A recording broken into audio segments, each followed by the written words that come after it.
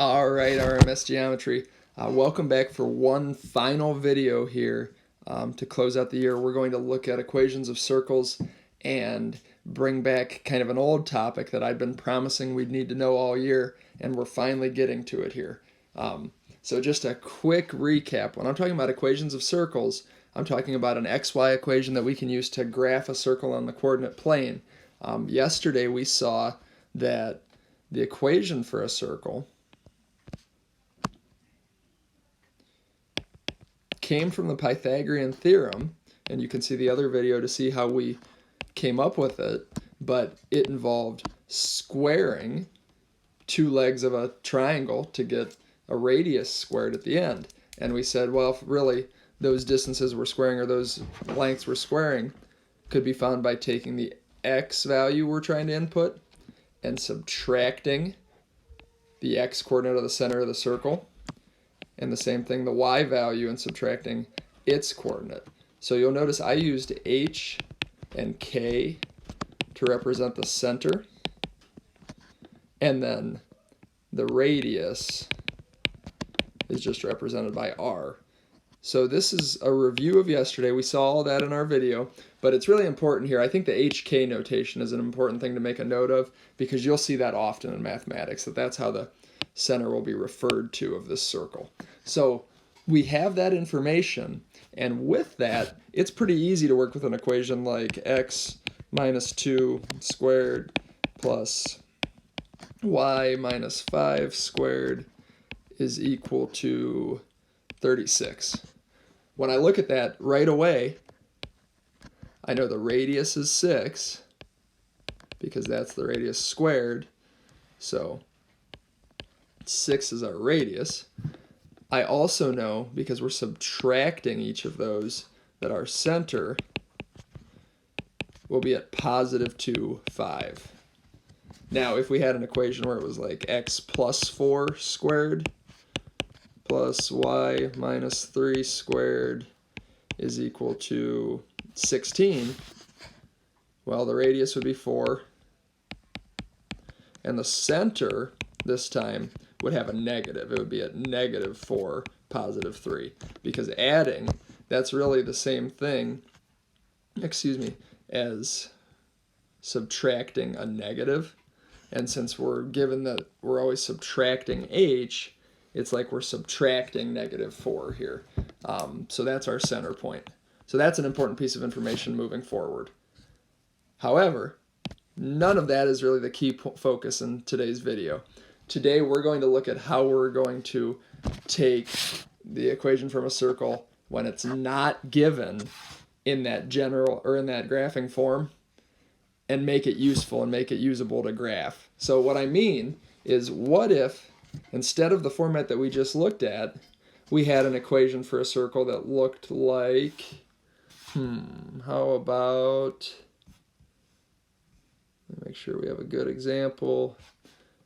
How about x squared plus y squared minus 8x plus 6y plus 9 is equal to 0. All of a sudden, it doesn't even look like the equation of a circle as we know it. The only clue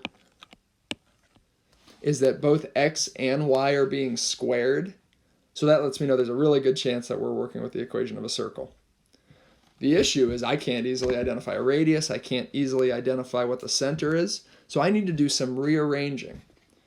For starters, let's group our x terms together and then our y terms together. And then I'm actually going to just subtract that 9 to get it out of the way for the moment. So moving that 9 over,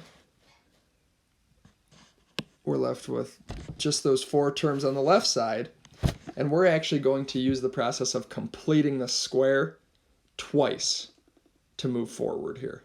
So for the first group with x terms, I know that I'll be putting x minus 4 in parentheses and squaring it, but then I also have to think about, okay, well, negative 4 times negative 4 gives me a positive 16 that I didn't have. So I need to take away 16 on the outside so that I stay balanced, and this value is still equal to those two terms above. So we've done that. Now we can do the same thing for y, where we'll have y plus 3 in parentheses. However, when we square 3, we get 9 that we didn't have originally, so we have to subtract 9. And then the right side of this equation hasn't changed. If we combine like terms a little bit here, we'll see that we have x minus 4 squared plus y plus 3 squared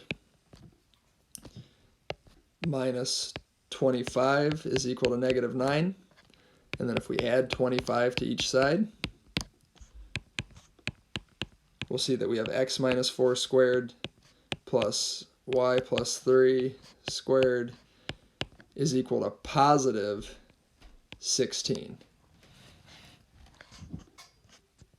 All of a sudden, the center can be identified at 4, negative 3, and the radius is equal to 4. But none of that was obvious at the start of this, so that's why it's so important that we're good at completing the square so we can quickly rearrange things. Just like for quadratics, we had general form and graphing form. That's actually what we're dealing with here as well. Your graphing form of the equation is always what's easiest to graph, so that's the one that we looked at as x minus h squared plus y minus k squared is equal to r squared. That's your graphing form. Your general form is where we have a setup very similar to what we started with on the last problem, where we have coefficients in front of x squared and y squared and x and y. And it's not easy to identify those parts. So general form is what we just started with, and we turned it into graphing form. If we wanted to, we could always go the opposite way by looking at these quantities squared and using a generic rectangle to multiply them out. However, I think it'll be really rare that we don't want to be working with a circle in graphing form. You certainly are going to need to be able to do that for today's homework. So please take a look at that and let me know if you have any questions as you work through it. Be sure to use those concepts I just demonstrated in that last problem, and I think you'll do just fine. All right, guys. Good luck.